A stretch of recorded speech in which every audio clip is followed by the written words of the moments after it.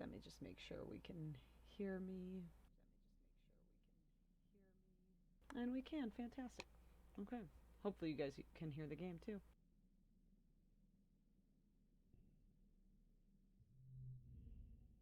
You catch Cal at the gate to the gardens. He's carrying a big bucket of rocks. Hi, Solana, he exclaims. He pauses to pat your pet on the head. I forgot about Squish. Hello to you too, Squish. Aw. My best friend likes my new pet. Oh, I'm supposed to tell you there's a new park near Geoponics now. We run around all we want and nobody will say we're trampling the fields. You should come play there sometime. Bring Squish, they'll love it. Aw, relax in the park. I love that. I love Squish. I'm so glad. Look at all these conversations we can have. You and an enemy are playing in the garrison yard with sticks, chasing each other around and pretending to be sword fighting. The adults training nearby are patient with you as long as you don't get near the target dummies, but sometimes you stray too close. Watch out, Annie! One of the security personnel calls out, and an enemy bumps into her. You kids stay behind the fences, okay? It's an enemy, she retorts as you both retreat to a safe distance. An enemy throws her stick to the ground and pouts. Just because everyone else shortens their name doesn't mean I have to. I like being an enemy. But having a nickname is kind of cool and mysterious. Like having a call sign, you know? What would you call me, Solana? What's wrong with Annie? How about Nem? Nem. What do you think, Nemi? Oh, Lord. Nemi's not bad. I mean, it's not good either, but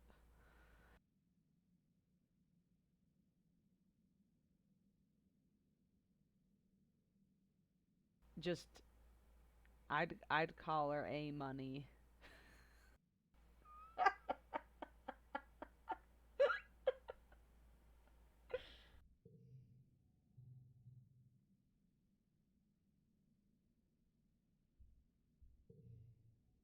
A Money tilts her head. Huh, I've never heard of that one before.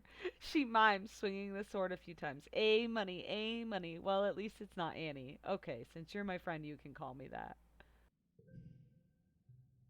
A Money. No, I've made a mistake. We are hearing and seeing, and sometimes that's all you can ask. It's true. Ah. Now, she says, brandishing the stick at you, prepare to be defeated by the mighty A Money. An enemy's loyalty. Wonderful. You spend the next hour sparring with A Money in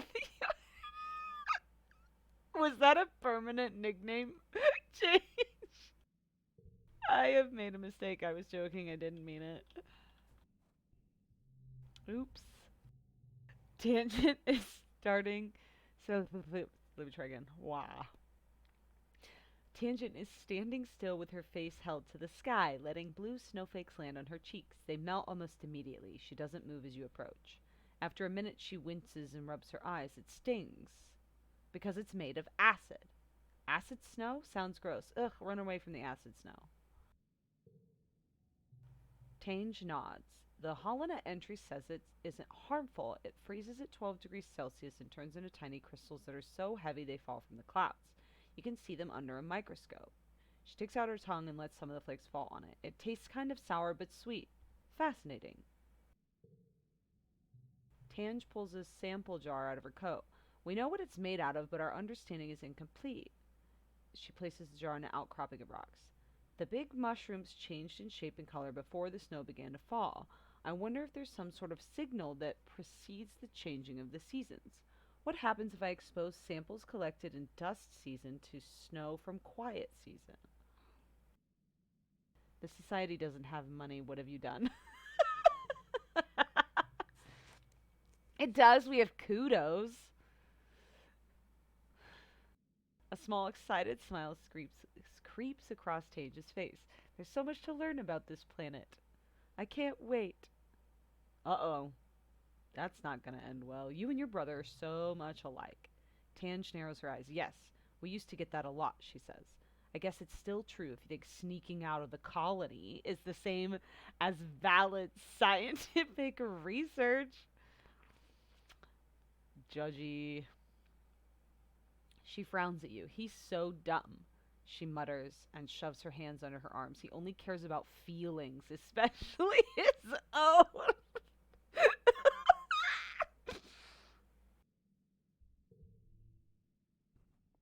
Wow.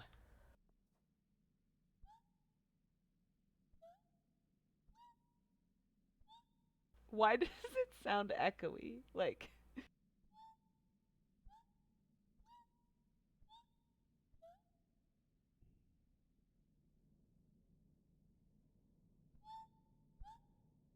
it's funny. Squeak, squeak.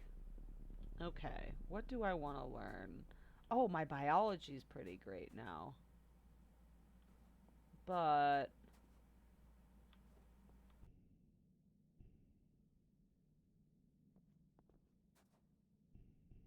my toughness is up.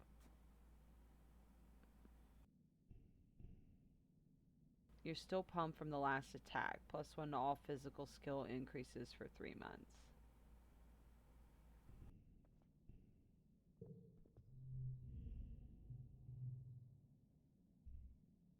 21, 22. A money counts. Bouncing sports ball on her knee. 24, 25, 26. Oh, hey, Solana. She tucks the sports ball under her elbow and smiles at you. What's up? Want to train together? On your way to the sports ball pitch, A Money shares the story about the time her brother Com once spiked the ball so hard he broke Utopia's nose. Back when she used to play sports ball too. She describes it in gory detail. Telling a violent tale, minus two. Aw, but don't go easy on me, she exclaims. That's why we have med beds, right? Plus, it might get a cool scar. She thumbs a blue scaled scar on her jaw right under her ear.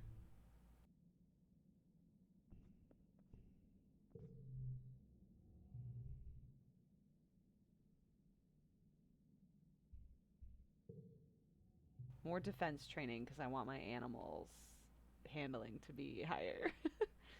You use the Vertispace helmet to work on your situational awareness and agility.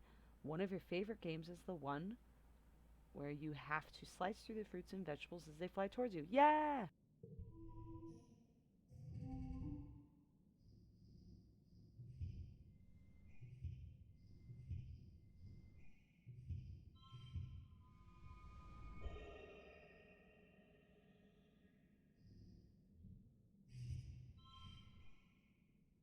Oh boy.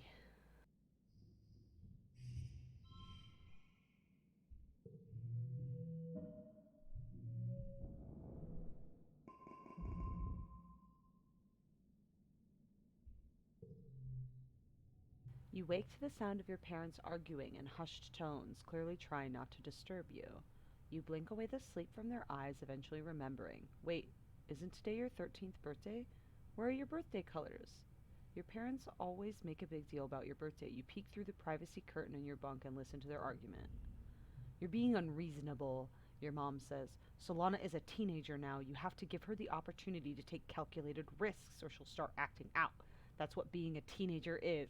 Wow. Going off into the wilderness isn't a calculated risk, your dad replies. It's too dangerous. They changed the color. He used to be green. It's weird to hear your parents arguing. If they ever disagree, they sort it out quickly or go to the meditation. This time they sound really upset. It's unsettling. I think I should. The danger isn't. You don't need to.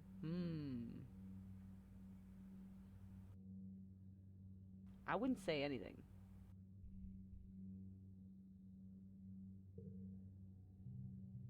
I think I should. They glance at you. Your mom holds up her hand and silence you and goes right back to talking. Geranium, she grades. You've said yourself what we need every person out there surveying for edible native plants. You're even going yourself. Why not your daughter? Your dad flails his hands helplessly. Because, Falulu, she's our daughter. It's our responsibility to keep her safe. I forgot how to do his voice. I was like so into this. I'm so sorry. You're not keeping anyone safe by coddling them. Your mom almost shouts as your dad flinches in shock. Solana's survival depends on her understanding this planet we're living on, so you're not doing her nor the colony any favors by pretending like it's not the case.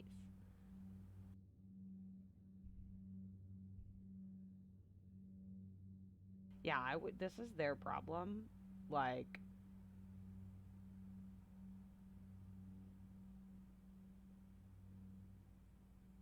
I don't think that. I mean, I clearly have a say in what I do with my life, and I agree with my mother. I should get to choose. But they're not communicating very effectively or kindly with each other, so I don't feel the need to intervene.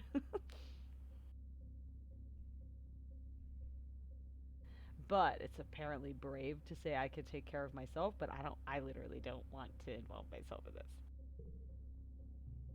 Anything you say would just make them more upset, and they're doing a good job of that all by themselves. But you're so angry with them right now. Why can't they act like proper parents? They argue for a little while longer before your dad raises his hands in defeat. Your mom's fierce expression softens. Hey, Solana, sorry. It's your birthday today, and here we are arguing like a pair of assholes. Happy birthday. They both give you a hug. We meant to order up from the canteen to have your usual birthday breakfast, but we got into talking about how Utopia's opened up positions and expeditions for kids 13 and older, and well, now that's you. I suppose we'll have to let you spread your wings someday, Dad relents. I just feel better knowing you were safe in here inside the colony walls. He gives your mom a faint smile. We decided early on to let you choose your own path in life. So if you want to join expeditions, we're behind you. Just be safe. I've been sneaking out for years. Going with going with people is only going to be a good thing. New cards in the depot. What?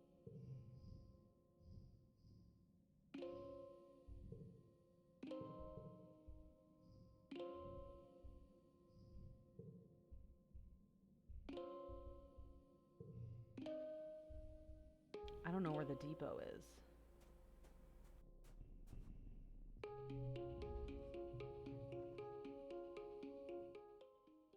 The background music got really loud. You find your dad comparing some plant samples.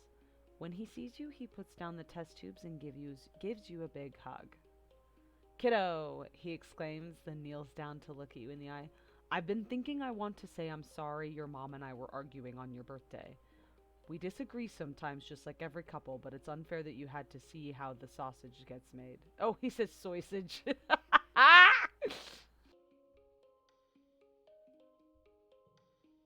It's okay, is a big fat lie. He pats you on the shoulder. Thanks for saying so. You're a great kid. Your mom and I talked it out, he continues. We're both just really putting our everything into the farm right now, and it's making us kind of snappy. You don't have to worry about it, okay? He squeezes you in a hug. If you want to join Utopia's exploration team, just be careful. It's dangerous out there. All right, Papa. Ooh, medicinal roots.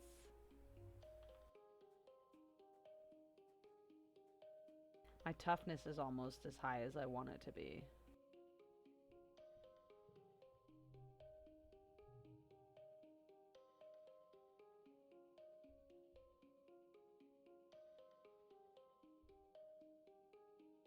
Where do we get toughness?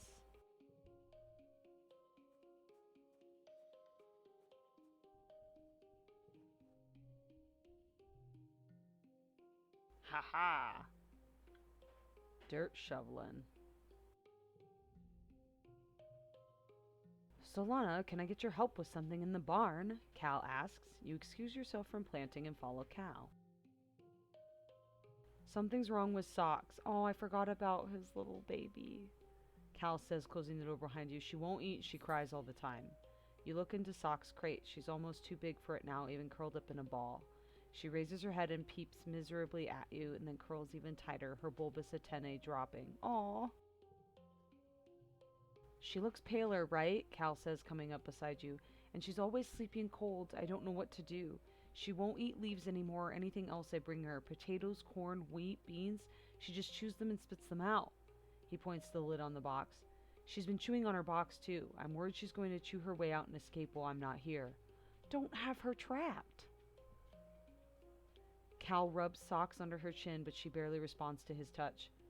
You've been outside the walls, right, Solana? Have you ever seen any animals like Socks? Fully grown ones? What do they eat?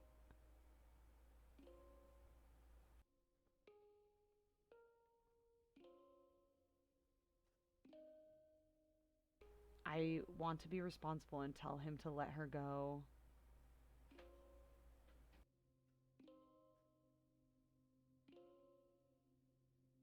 I'll be so sad if it dies because I don't figure it out in time.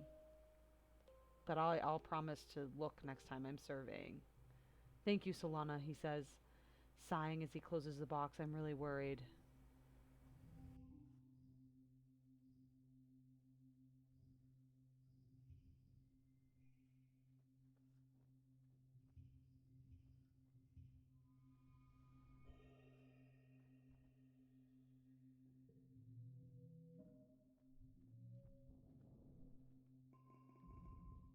Yay, got my toughness as high as I wanted.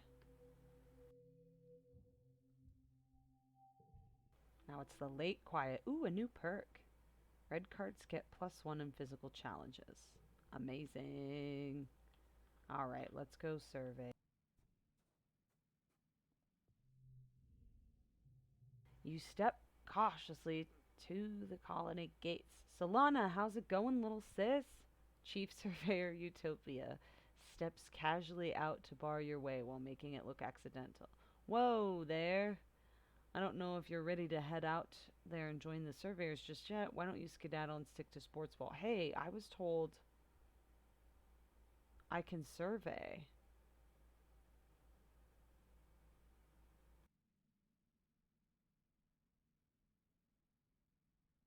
I'm tough enough. Well, I'll be, Utopia drawls, grabbing at you playfully.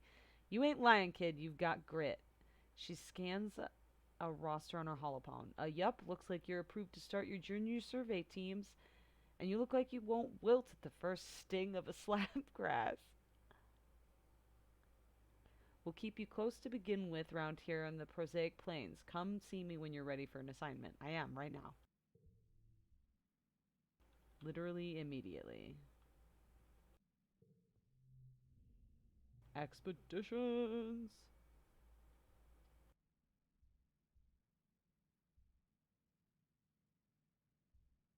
Oh.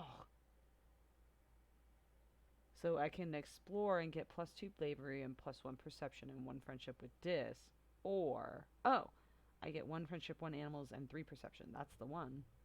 It's happening. Whoa! When you boarded the expedition's Autobus this morning, you didn't know what to expect. It trundled you and the other surveyors a few clicks north of Prosaic Plains, a high flat area with cooler weather than your colony. Interesting. You could barely control your excitement as you watched the landscape change. And now you're here. You're finally old enough for a real surveying mission away from the colony. You greet Chief Surveyor Utopia at the depot. Here's a plas cutter, she says, handing you one. It's a tool for cutting and heating things. You can use it to make a fire, cauterize a wound, boil water, and it cuts some materials pretty alright. Pretty alright. You can use it for self-defense too, but I don't suggest it. Are we going to be in danger? She makes a so-so motion with her hand. This is a quiet area, and what we're doing, we're not supposed to be in any danger. We're just going to be taking notes and pictures, keeping track of all the flora and fauna we see. Just don't touch anything unless I ask you to take a sample. Everything is potentially dangerous. We don't know much about what's out here. which is why we need surveyors, even youngins like you. The prosaic plains are a sparse region. Like you can assume from the name, you can see things from a long way off. Utopia sees you squinting at the horizon. And what are you going to do if you see something coming for you? Probably try to pet it. But I'm going to say avoid it. And I said avoid it. And she said, good kid. Utopia approves, patting you on the back. We don't need any trouble. I should have said pet it because that would have given me pet, I bet. Animal handling.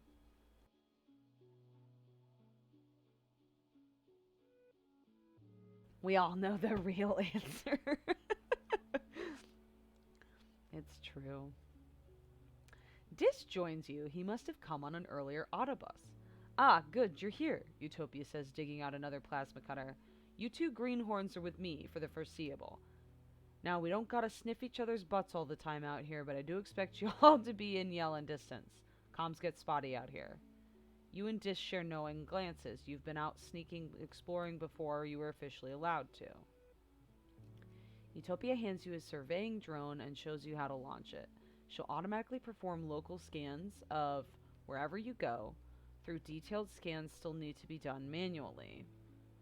When you return here to the depot, it'll upload its findings to the holonet. Your job is to cover ground, see what's out there, and so long as it isn't dangerous, record it. She slaps you on the back. All right, team, don't get yourselves killed out there, okay?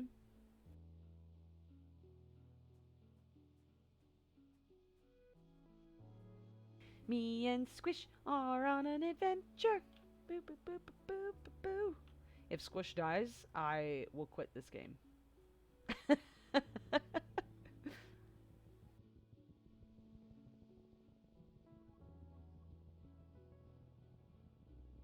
Ooh, I can switch. I can switch Squish out for the plas cutter, which I think I'm gonna do. Plus 10 to combat and plus 2 to strength challenges. That's a lot. That's really nice. Plus 1 skill on challenge win. But only if you win. Okay, so that makes sense. That explains why I'm getting the plus 1 to toughness. Plus 1 to bonus to straights. Straights have 3 or more cards. Plus 10 to combat is a lot. Plus 2 to strength challenges. I don't know. What kind of challenges do we get in out here in the wilderness?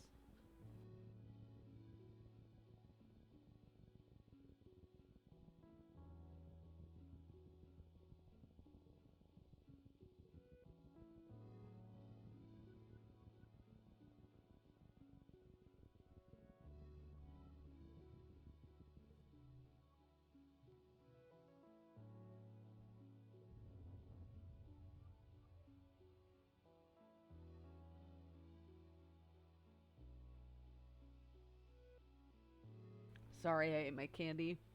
And it got really sour, and then things are happening. Okay. Suddenly, a massive, impossibly tall something punctures the low clouds and slams into the ground ahead of you. It's as tall as a skyscraper and a meter wide, covered with chitinous bone like an insect. You think it might be a leg? Another crashes down, and then another. The creature's body must be held up in the clouds so high you can't see anything but legs. The first leg lifts again and moves towards you. You're in shock. Your body simultaneously screams at you to stand still and run. Try to pet it. Stand still, run, stay calm, and analyze its movement. You watch the clouds, and as the next leg breaks through, you dodge it. It slams down where you've been with enough force to crush a boulder to dust. This creature's so unbelievably massive, you're like an ant to it. As it passes overhead, you marvel at how such a thing could even exist and hope it never wanders near your colony. Ooh, I'm super stressed out here. A thingy! You almost bump into Dis. He's being so quiet and hunched over and looking down at a little knoll. He shushes you and points. Don't scare them! You follow his finger and see what looks like a bush shaking violently. Two bushes, actually, at opposite ends of a clearing. Oh, look at them. They're bush bubs. Fighting over territory. You look more closely through the hologears. Oh, their boulders are alive. I hope they won't hurt each other. Neat, I hope it's bloody. How do you know that? Shout and scare the bushes. No.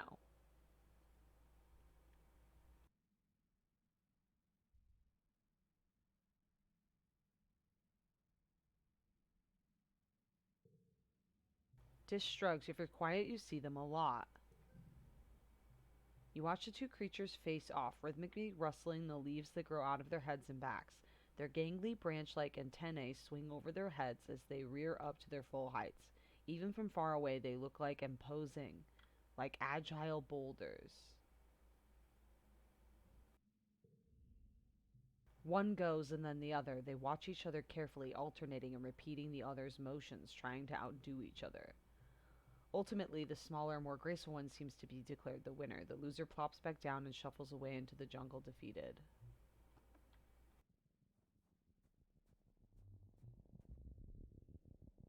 You should go home soon. Fine.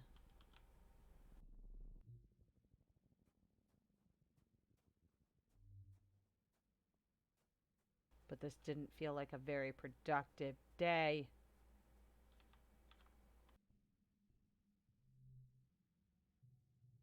This little gazebo is set up as a waiting area for the automated transporters with a trundle back and forth between here and the colony. Autobus depot. Go home.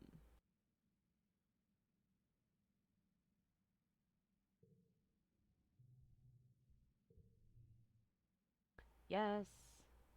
You're back. Oh, did I max out my perception? No, I guess not. Early pollen. Okay, where's the other fun place to hang out? Oh, your dad was sniffing and sneezing pretty bad this morning. He collapsed around this time last year, so you've been feeling anxious about his health. Look at how blurry that is, especially now that the pollen is back. He's working hard in the fields, respirator hanging from his neck as he grunts and shovels dirt into the wheelbarrow. He sees you coming and stands up straight, coughing a little. Hey kiddo, what brings you out here? Why isn't he wearing his respirator? Your dad makes a blah blah motion with his hands. I do. Don't look at me like that. I'm just getting some fresh air. It's hard to breathe with that thing on. I'm racing to get these pixie beans in the ground. We're all set to have a great harvest. He leans on his shovel, tucking one foot behind the other and rocking back and forth. Truth is, I've been working like a dog. I'd love to get out of here for a while. Hey, what do you say you and I go for a little walk? He says, brightening.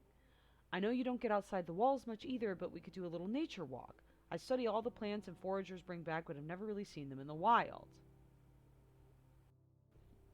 Sounds great.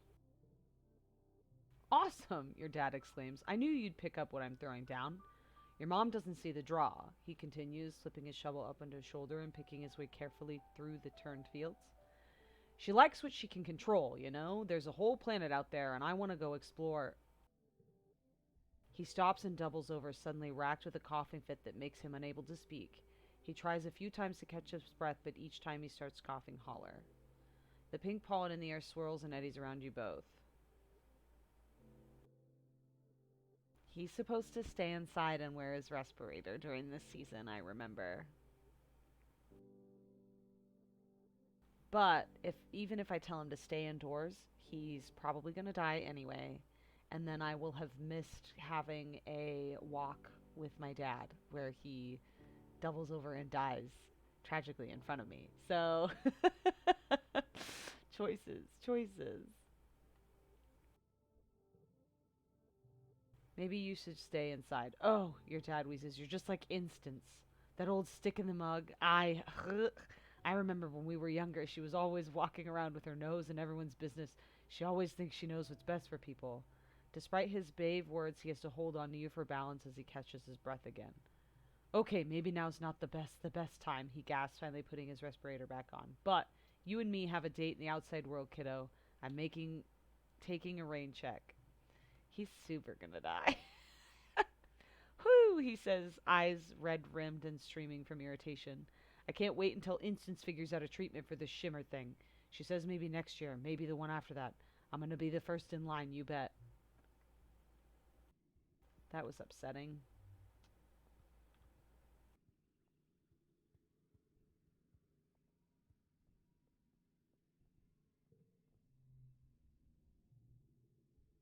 I can relax on the walls, but also there was an option to relax with Cal.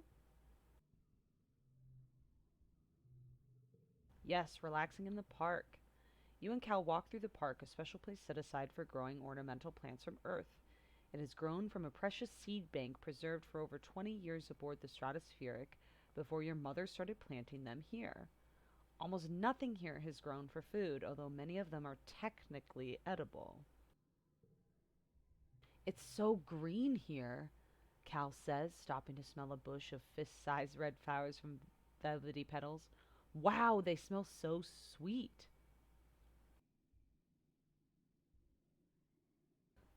It's so weird. My mom worked really hard on this. This is such a waste of space. It's so peaceful.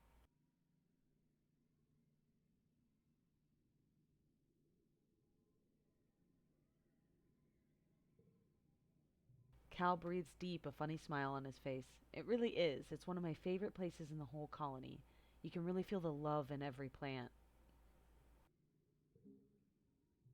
One pretty white flower in particular is flourishing here, the astrantia, your mother's favorite. It seems to be growing faster than even native plants do, covering the paths and bluffs with tiny white stars. You practically have to push clumps of it aside in some places just to make sure you don't crush anything.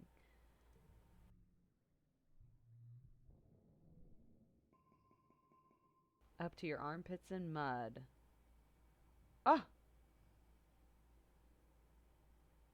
I don't remember. I don't remember Dis's secret actually.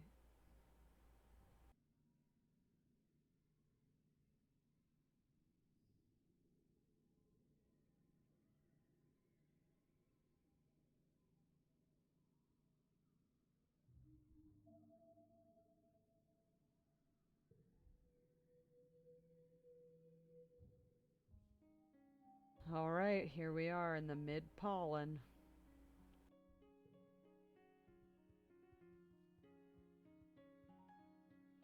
Clear minded, you've got no stress or worries, plus 10% chance to get a plus 1 bonus when increasing skills. What? Alright, let's get her done.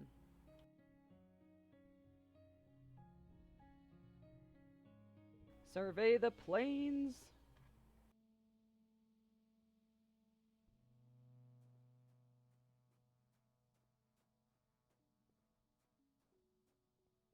This place is really weird, actually.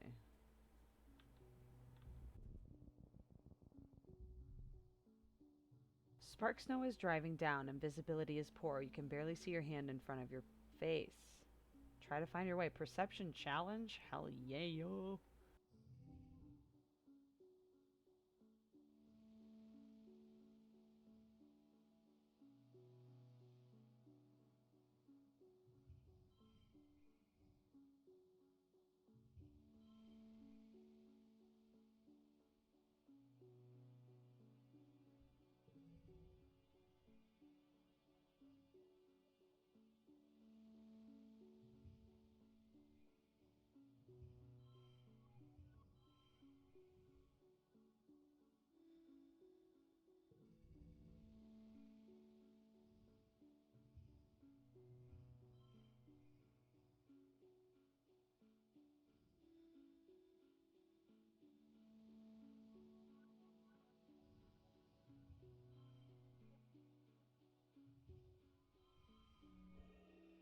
Oof, that was close.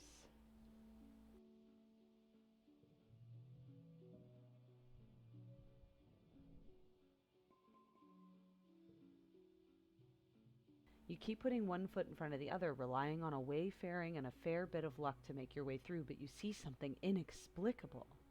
Hello, Zephron! Oh, thank you. I do like my fancy new hair. It's hard to see under um, the I don't know, headset, but it's pretty.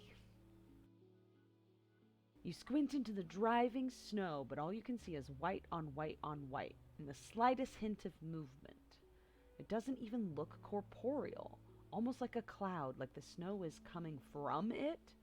It's impossible to get a closer look. You pull your collar tighter against the storm and move on. Creepy.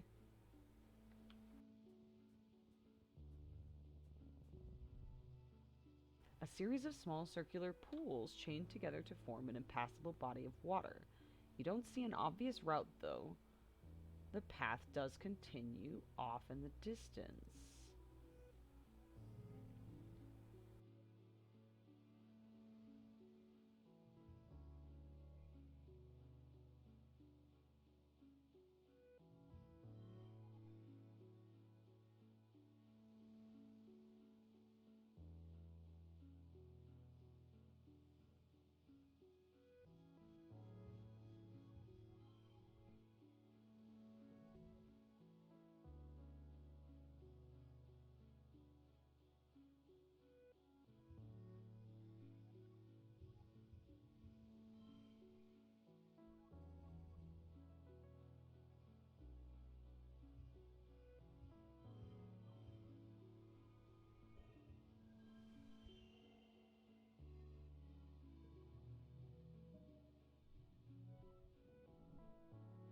Oh, I'm so close to getting my perception maxed out. There's a narrow place where the two pools meet that you think you can leap over. These little ponds look too small to house anything too dangerous, you hope. You approach the water's edge. Leap of faith, you make it over the narrow gap. Nice! You feel empowered. Stuff.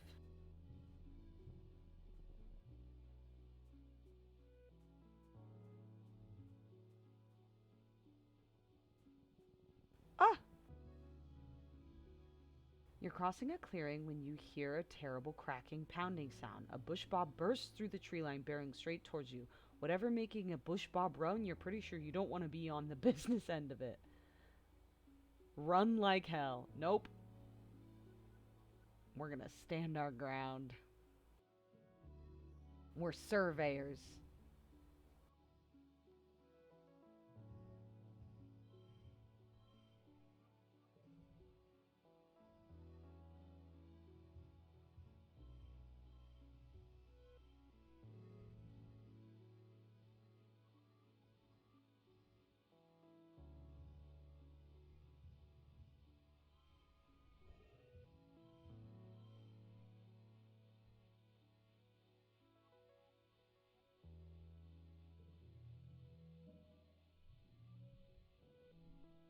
Ha ha! The creature pounds past you, its powerful stone-like gorilla arms smashing through the ground. It doesn't even seem to see you and goes around you without even looking at you. You look around, but there's no sign of whatever motivated the bush bob to run so fast. At least that's something to be grateful for. I got a new perk. Draw an extra card at the start of the challenge. Yeah.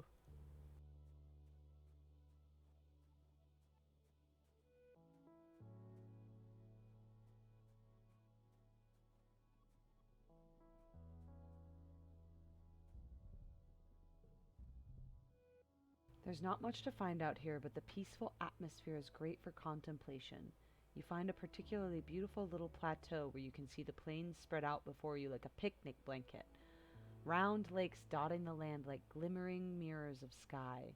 Dis is scouting further ahead. He was eager to find adventure. Remember this spot for later.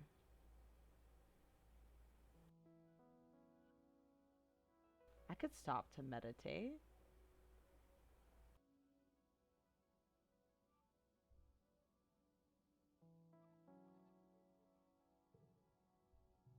You focus on the sounds around you, on your breathing, on the feeling of your butt on the rock, and the slightly cool breeze on your face. It's very peaceful. You feel yourself relax as you become one with the planet. Nice. I maxed out my perception. Slip past all path blocking explore events. That feels a little OP.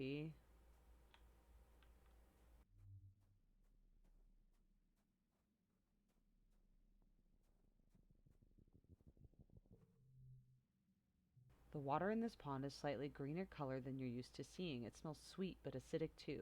That's odd. Drink some? What the fuck? No, we're gonna identify it. Yeah, that's a good one. I'm glad we picked our eagle eyes. You collect a sample to analyze, then hide yourself under some large mushrooms to watch the local fauna come and go. The smaller creatures sniff the water but leave without drinking. Then a massive creature lumbers over. It's easily 3 times your height. The holopalm identifies it as a balinal photosynth, a docile creature that feeds only on algae by filtering water through its long snout. It lifts its leg and oh. This pond must be where the balanal phosphorus mark their territory. You check your analysis results to confirm. Yes, it's literally brimming with balanal piss. Good thing you didn't drink it. Ew. Unlock xenobotany research in geophonics. Okay. Oh, yep, I can walk right by these now. Haha, it's so cool. Stuff.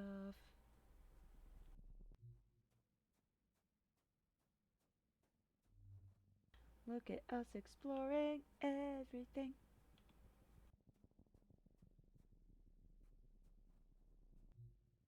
Whoop. Okay.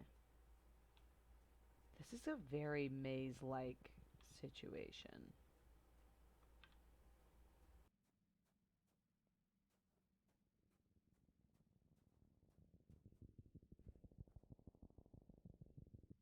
That was a weird sound.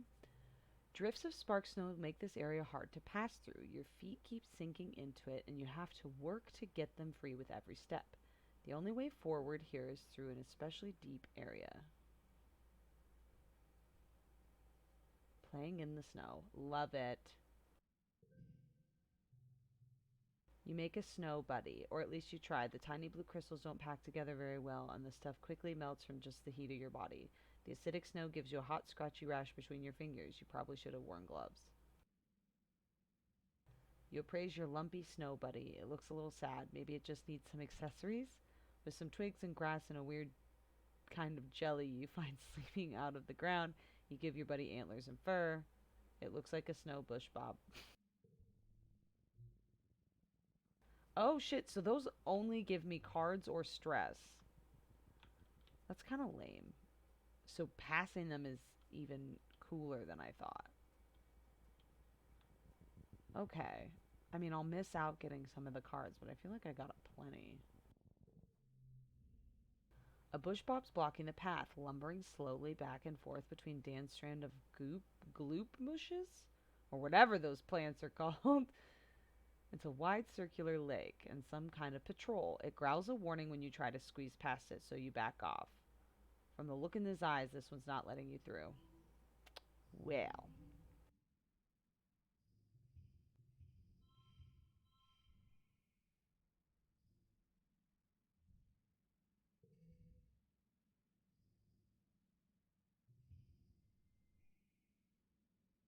Oh, I should have put the 3, one for each gem on the other cards. That would have been a best at the last. That's so dumb. Damn it.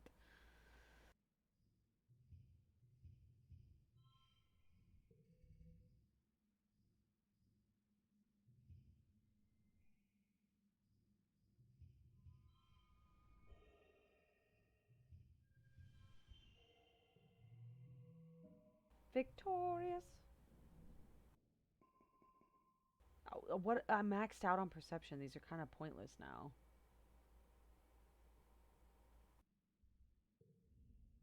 You sneak through the gloom bushes, crawling under the bush. Bob doesn't see you. You nearly get stuck at one point and wonder if Dis has to come and rescue you. That would be embarrassing. But you find a route through and continue. Dis!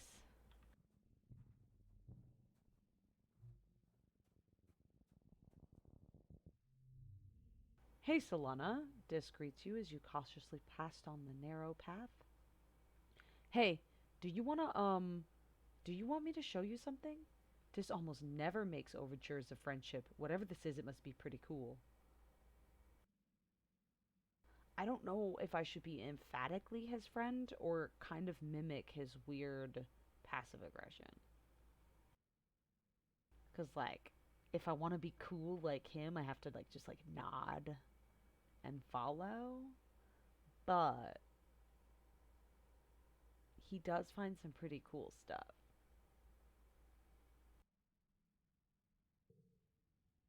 You follow him for nearly half an hour. A couple times he stops to listen for something, then continues onward, tromping through the fields of broad topped mush trees and swaying antler ferns. After a while, you start to wonder if he's lost. You're about to say something, but then he holds his hand up for silence and directs you to crawl under a huge mushroom.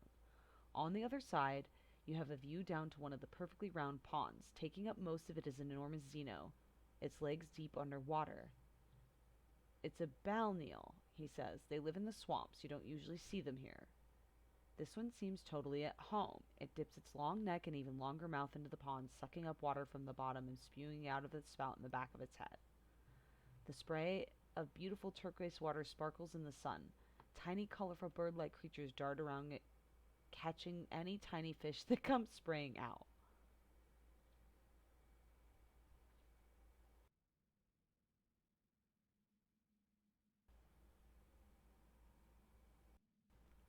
What's it doing? I think it's eating the mud, Dis says, or something really tiny in it. You watch for a while. It sure eats a lot, he adds. Oh shit, we gotta go back.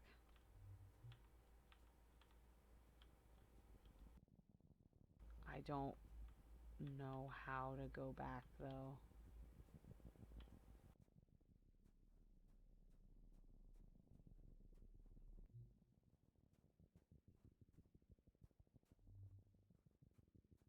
Is this the way I came?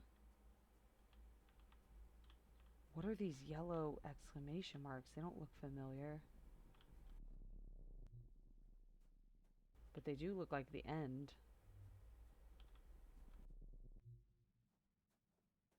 Man, this is really big. Enlightened. You've been enlightened by mastering a skill. +1 to mental increases for 3 months.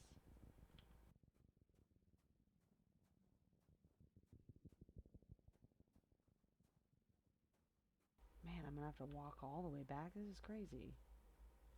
Should I just touch one of those exclamation marks? Are those the end? Should I risk it? Yeah. We came all the way out here for a reason. Maybe we'll just be able to go home after it. Or we'll die. I don't know.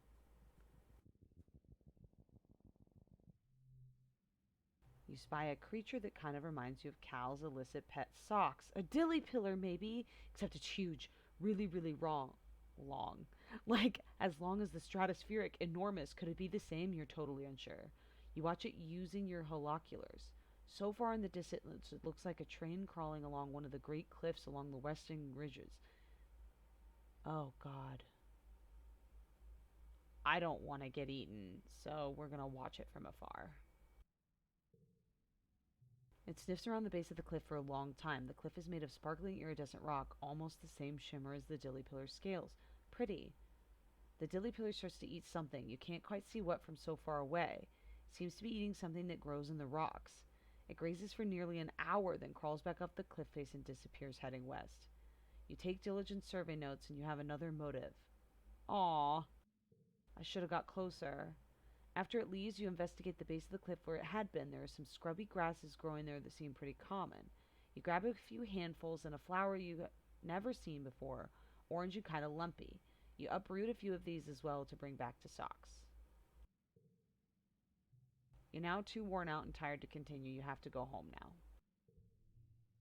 Okay. Dang it, there was one more exclamation mark. You're getting older, and that's a magical time in your life, full of discoveries and possibilities. When children become adults and their bodies change in weird, wonderful, and often embarrassing ways. When you were younger, Congruence gave you a class, a very frank presentation about preparing for the changes your bodies would experience. Which parts of the presentation was relevant to you? Oh, they're asking what my biological sex is.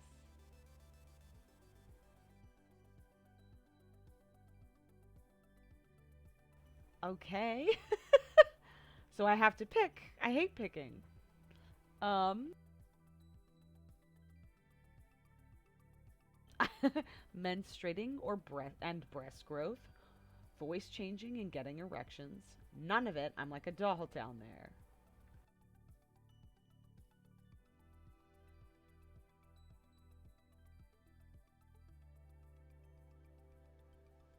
I'm sure this is relevant to romance.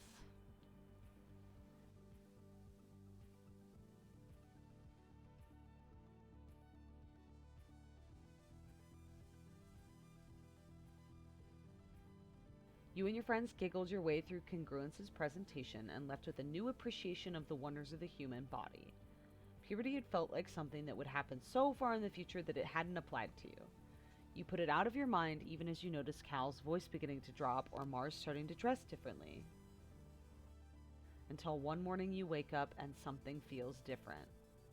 You just know something's off as soon as you open your eyes. There are, squelchier than you expect it to be down there. You just want to close your eyes again. You remember Congruence's sexual education classes and you're really not ready for the real world practical applications. If you just go back to sleep, it'll go away, right? You finally sigh and muster up the courage to look under your own blankets. Yep, the periods started. Discreetly ask mom for help or deal with it on your own. Well, I definitely want to hear what weird, tough ass bullshit mom's gonna give me. You pull back your privacy curtain and gesture for your mom to come over. When she sees the problem, her eyes go wide and she gives you a big hug. What? My little girl is growing up. Huh? She exclaims as you feel your face grow hot with embarrassment. Your dad is right there. She puts her hands on your shoulders. I'm so happy for you, kiddo. I know you're probably grossed out, but getting your period is important. Why? Why? I regret so much. Sometimes we need a bit of mess in our lives to remind us that we're real, that we're part of this world, that it reminds us that we have the ability to to make life, and the responsibility to take care of that life. Getting your period is a beautiful thing. You can't think of anything worse. Thankfully, soon you can get a blocker to keep from having to go through this every month. Your mom hugs you again and keeps talking about how she's proud of you. It's super embarrassing. You can't help but shove her away and retreat to your bunk to stew about it. What's happening? You feel on the edge of... Did you expect her to be like, yeah, blood for the blood god? I did, actually. I expected her to be way cooler about it than she fucking was. You want to punch stuff, cry about it. You want to be left alone, and you desperately want attention. You feel the fount of energy is starting to bubble up inside you. Dangerous, uncontrollable energy. Welcome to puberty, Solana.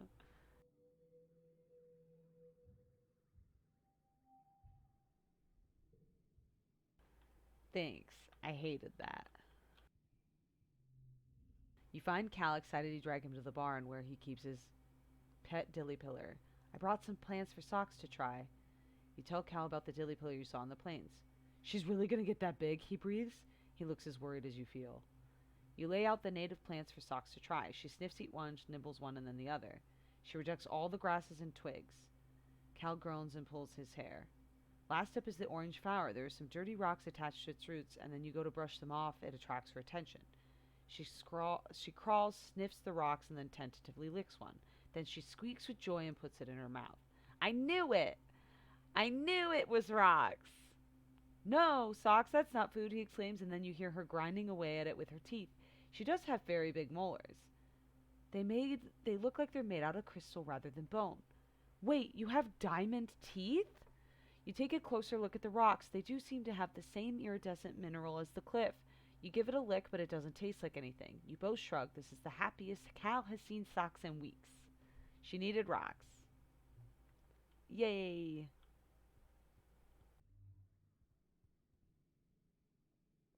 Alright.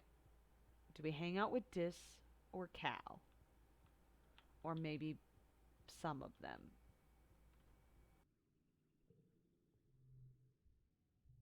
Relax in the lounge.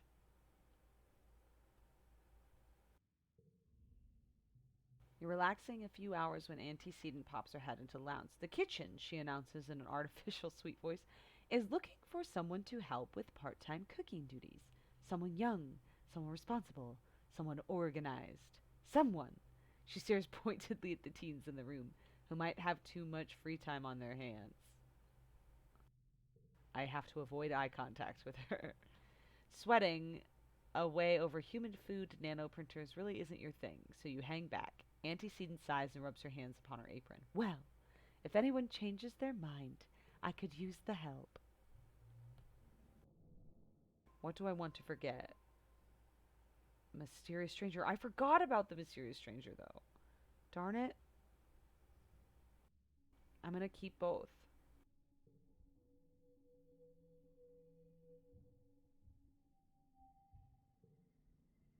Early dust, early dust, early dust, dust, dust. I'm going to go back out and go all the way to the end and see if that golden exclamation point's back out there. Oh, I really need to use my brain while my powers are up. My biology's really high. Engineering gives 2 reasoning, though, which I like. I do want my reasoning to be higher. The humanities, however, are more bang for your buck.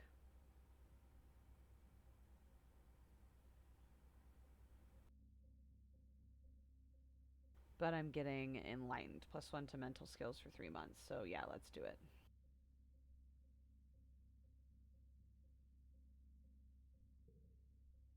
It's been a while since you've taken a physics class. You wonder who they got to teach it since Professor Hal died. He was the teacher who could replace him. Ah, congruence is waiting. Deja vu. Hello, Solana. It's been a while since you joined us to learn about the grand world of physics. Don't be surprised. I'm teaching this class now in Professor Hal's absence. She takes her place at the front of the class. Today, we will learn about me. I am the ship's onboard intelligence. But what does that mean? Does anyone have any questions for me?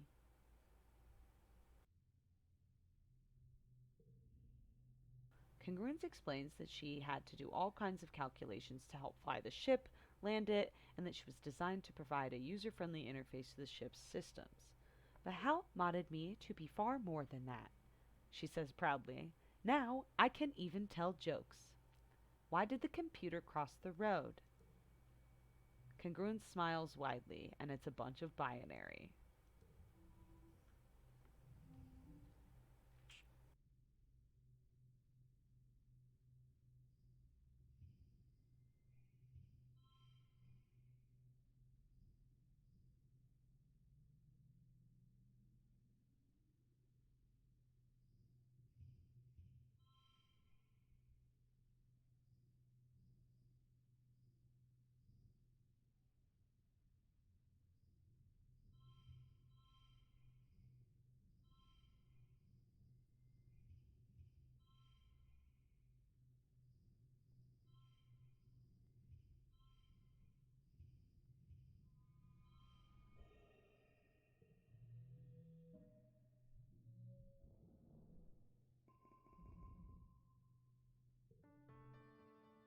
It's Venturmania!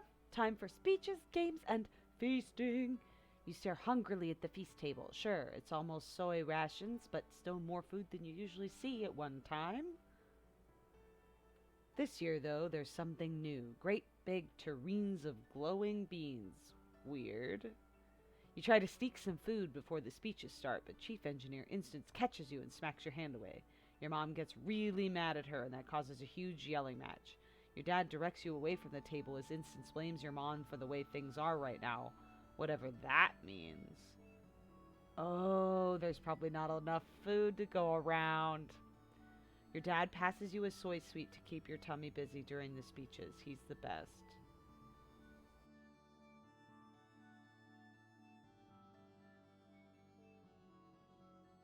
Governor Etiquette takes the stage and manages to calm everyone down. Welcome, welcome everyone to your fourth Ventimania celebration, she says, speaking through a maxiphoner. Her voice has been getting weaker lately, and she can't cross the square the way it used to.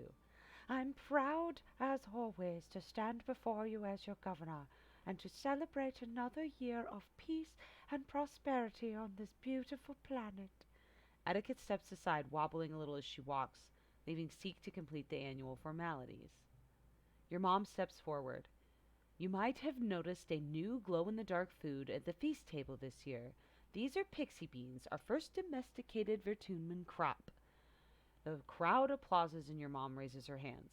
Credit goes to Geranium. She insisted we dedicate a third of our fields to them, so you'll have them to thank for the light show in your toilets tonight. Gross. A smattering of laughter ripples through the crowd. Your dad chuckles nervously. Your mom's smile is strained as she continues. As you know, we lost our hydroponics and microbial soil when we crashed on the planet. These pixie beans will go a long way to making up the losses we faced in our Earth crops. Etiquette's weedy voice rattles through the maxiphoner. Thank you, everyone. Let's get on with the games. Oh my god, we're starving to death. The crowd packs away the chairs as the children gather in the square. Which competition do you want to participate in this year?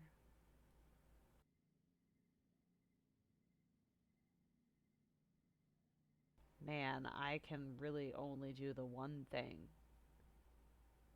I'm gonna just watch this year. Sparkling bathroom times. Honestly, we used to have this thing called rainbow bread at the Girl Scout camp, and we had to like write letters to the parents and explain to the children when they ate it that things would happen to them because it had so much food coloring in it. They would get very scared of the after effects.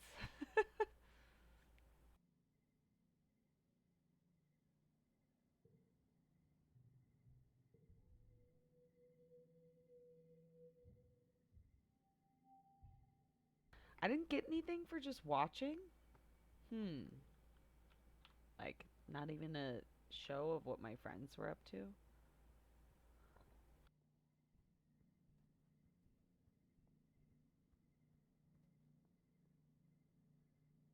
Hormones. Teenage hormones are making you brave and rebellious. Rebellion increases triple. Jesus. What happened to my reasoning bonus? I thought I had it for 3 months.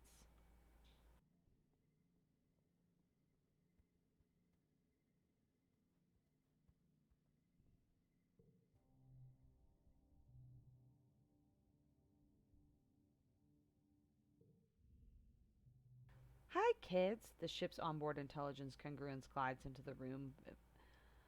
She's like a person, but also a machine. She knows a lot of jokes and can tell you anything about space. She never gets bored or frustrated by your questions.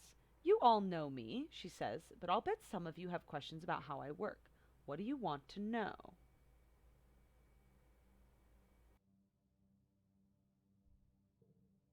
Just listen. Is this the same thing? It was the same thing.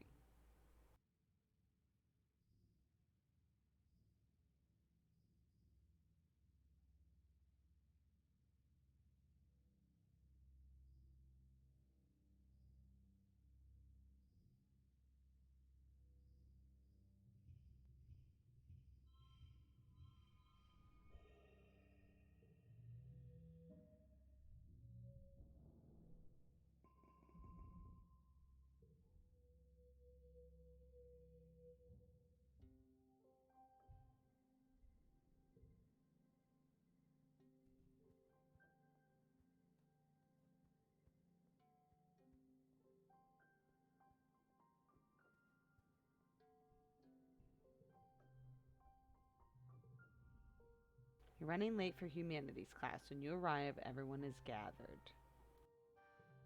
She's going to read Earth poetry?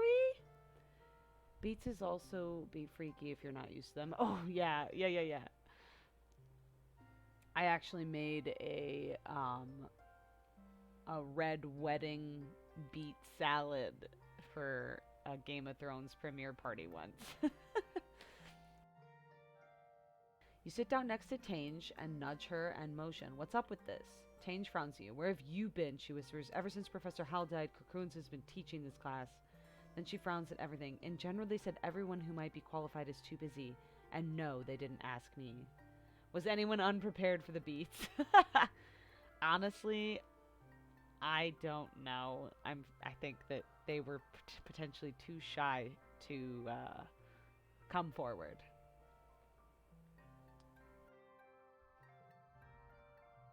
I miss Professor Hal. You try to keep your voice down, but congruence literally hears everywhere. I miss Professor Hal as well, she says, her monitor swinging over to you. He was a very special human. Oh, look how cute she is. Wait, you ask out loud, Congruous can like people? Of course I can like people, she replies. There's humor in her not a voice.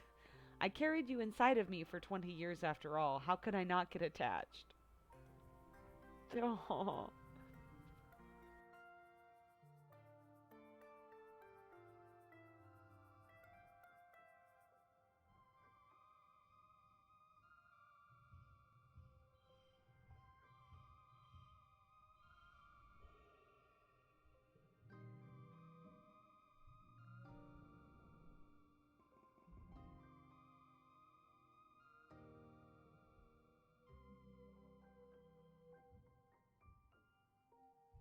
The early wet. One of my favorites.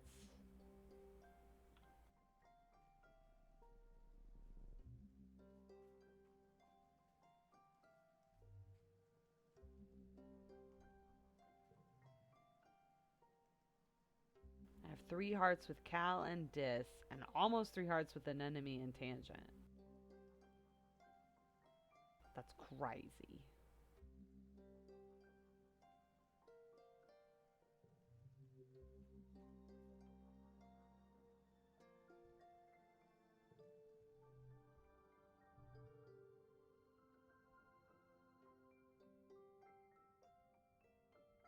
A money, yes. A money. I I regret that. I'll get over it someday.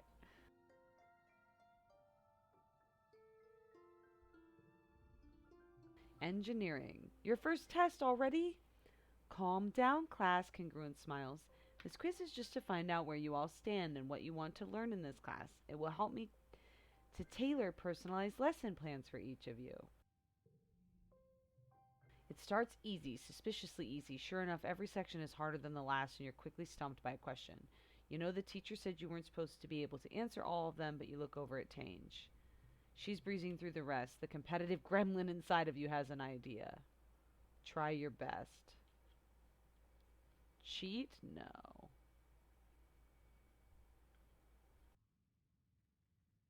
Make a video game instead.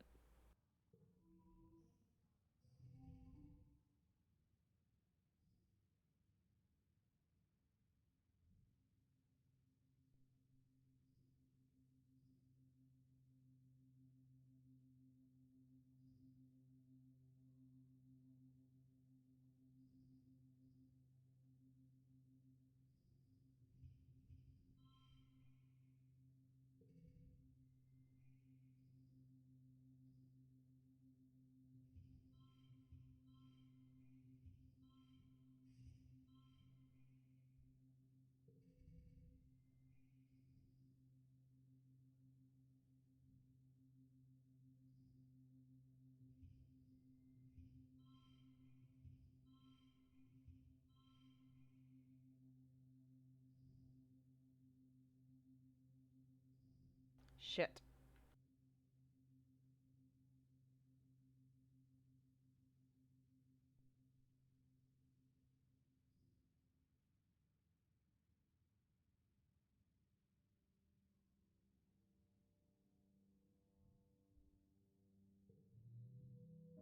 just push through.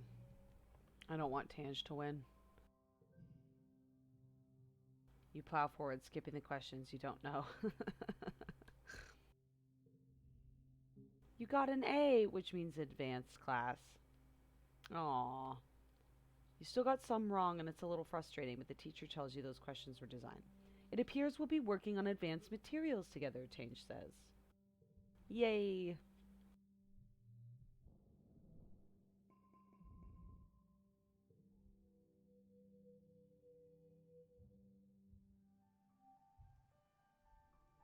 Time for the mid-wet.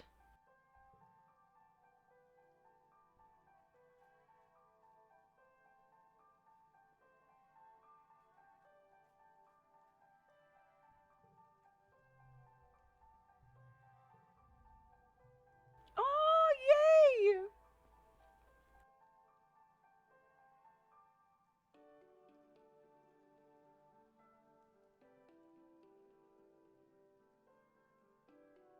You play with your freaky squish, hanging out with them just outside the walls.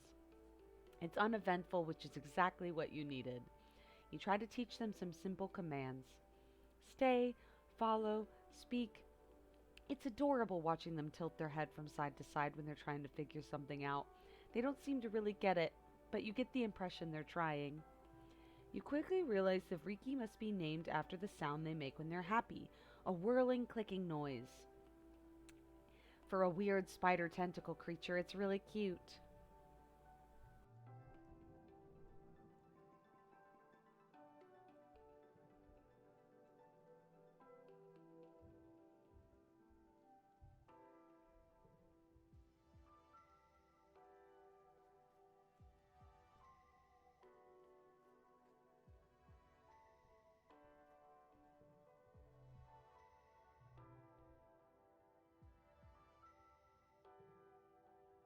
You notice the engineering holoweb. Chief Engineer Instance needs someone to help after school tutoring. Literally anyone who isn't a complete idiot will do because she's desperate. Please apply. You tell Dr. Instance you're interested in the job. She looks up from her holopalm and she just noticed you exist. Yes, you'll do, she says, nodding. The younger, slower kids have trouble keeping up with congruence sometimes. You mostly just have to pat them on the back now and then and stop them from wandering off when they're supposed to be studying. No offense, but anyone with a pulse could do it. Aha!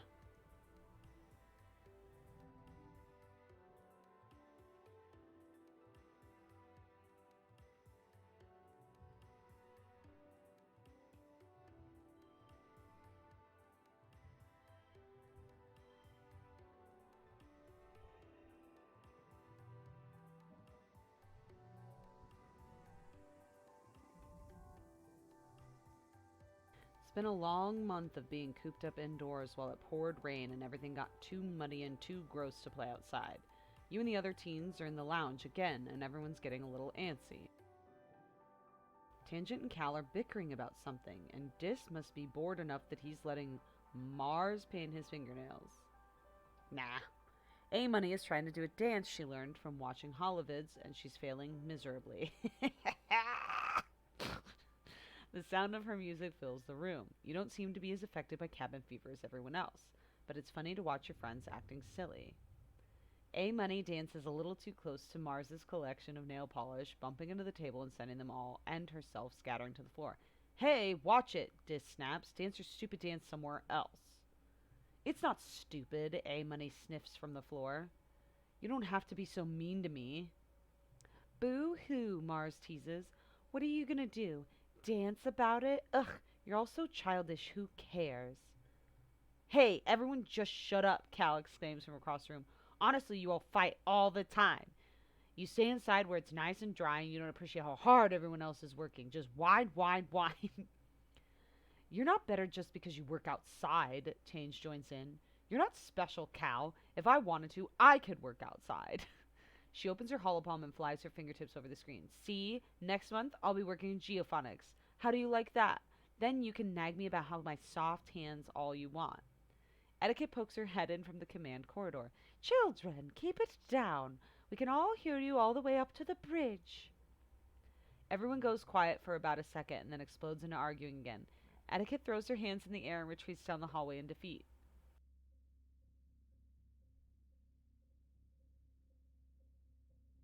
Can I just ignore them? Why can't I just ignore them? Time to go wild. Fight. Yeah, fight, fight. Everyone just shut up or calm down. I just want to leave them alone. I just want to like read by myself. They don't bother me.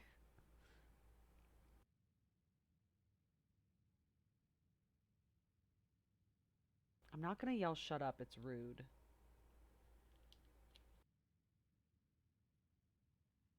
But also just be nice to A Money.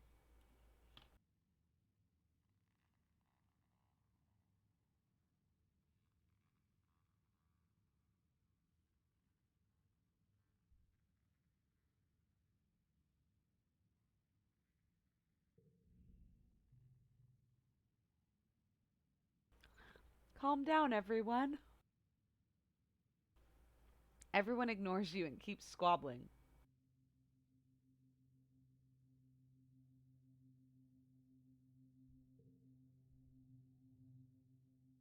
Mars yells, "One, two, three, look at me." Everyone stops arguing and looks at Mars in shock. I have an idea. We should decorate the classroom. No one seems excited until she adds, "With toilet paper, come on, it'll be pretty." Now everyone's on board. What's gotten into them?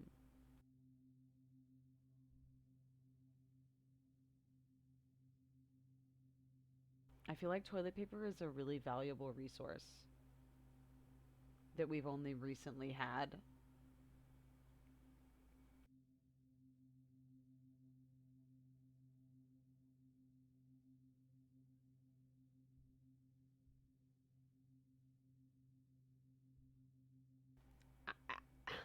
I hate these options. Join them, which I won't do.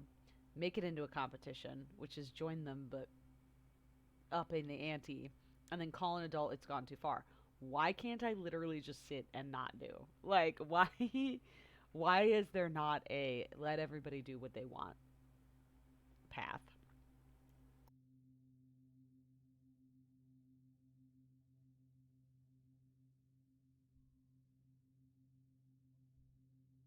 But I don't want to tattle. Like,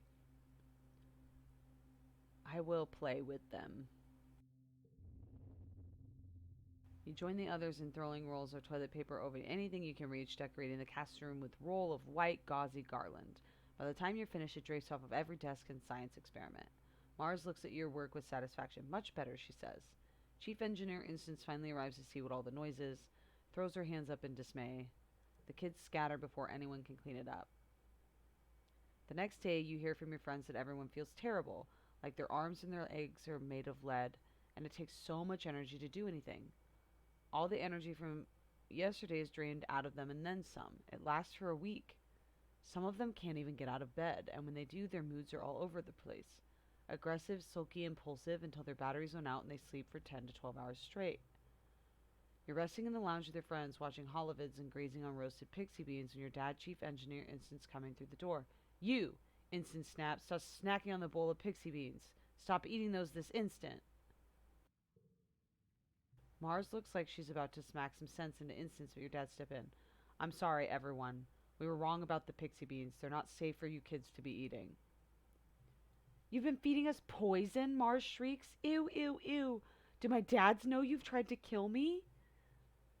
Your dad spreads his hands. "No, no, they're not. No, don't worry, Mars. Calm down. They're not poison. They're just a chemical in them that hyperbonds to estrogen and testosterone and your big teenage growing hormones and brains like binding to that new micromolecule a lot more than a regular kind." It's making your moods unpredictable and causing periods of hypo and hypermania. When Mars just stares blankly at him, he laughs awkwardly. Translation: "It's been making you kids act silly and feel sick. I'm sorry." Instance frowns. "If it's doing to the kids, it's not long until it builds up enough to affect the rest of us, too." Until further notice, no one is eating a single pixie bean.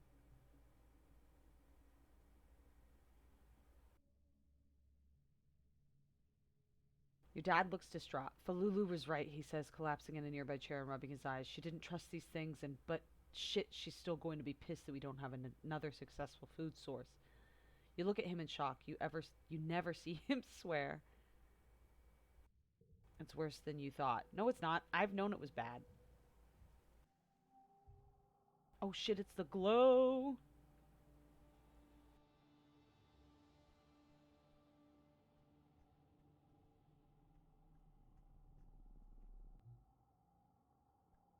It's the glow.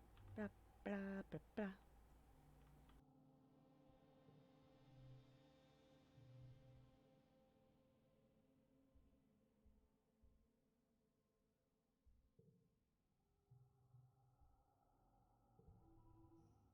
Attendance during self-defense class is always higher during the glow.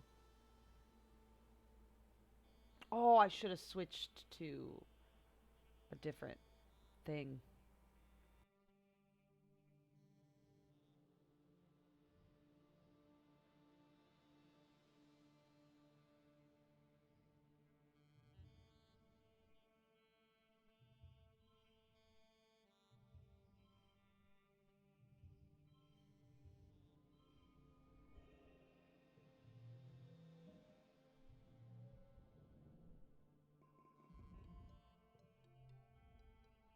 Another year, another glow. Everyone's pretty sure there's going to be an attack this year, so the colony is on high alert. You're collecting glow flies in the geophonics garden with Cal and A Money when the sirens begin to wail. You all stop what you're doing and look at each other nervously. Your parents run off to help defend the farms, telling you to get inside the greenhouses and stay quiet. A Money declares she's going to the walls to watch the soldiers fight. She knows a good spot. Get inside, stay quiet, watch from the walls, or help defend the gates. Ooh, choices, choices. Okay, so the parents tell you to stay in the greenhouse. So I think the little bit of rebellion would be to watch.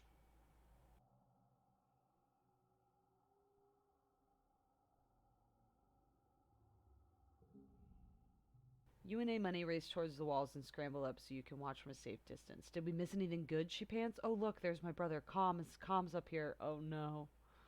Calm looks around to the source of the voice, squinting up at you. He spots you on the walls. He yells at you to stay put, and then the animals burst through the gates.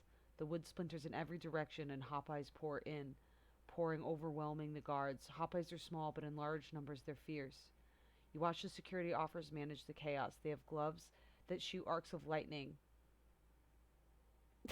It's just nestled in there. And you watch, practically see the skeletons of the little animals light up. Cool. Look at him go, Amani cries, cheering for her brother. Go get him, Calm. Watch out. Oh, he's okay. She clutches your arm. He's so brave. I want to be cool like him when I grow up. You could really impress Amani by going down there and help out.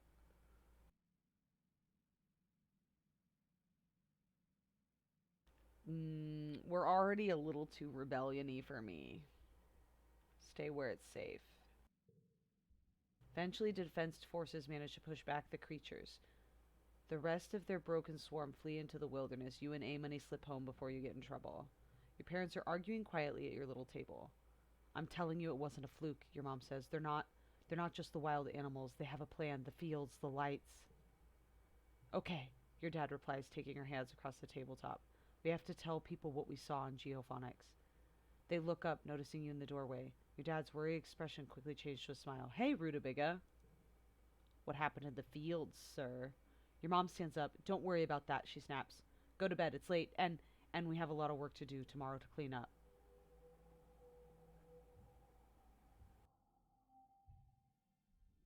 Suspicious.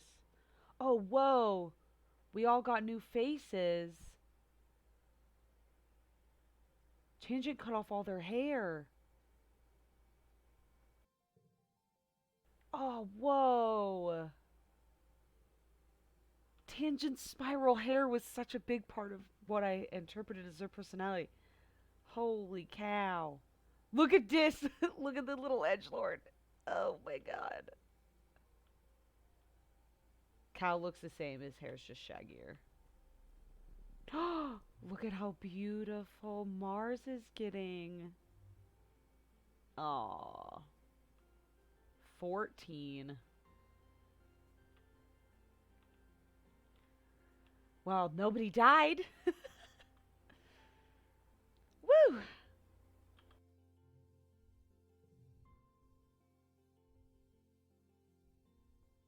auto saves.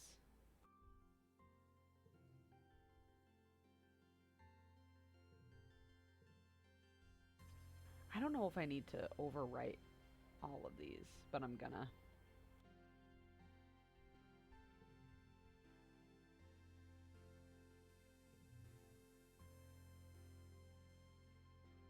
Well, I normally didn't get to stream very long tonight, but I had a lot of fun, and I am really glad you guys got to hop on with me for a little bit. Ah, I do really enjoy this game, and it did make me feel a lot better after that really long work day I had.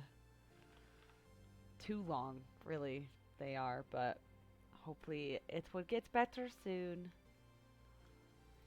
Ah, awesome. Well, I will see you guys for more Exocolonist next week.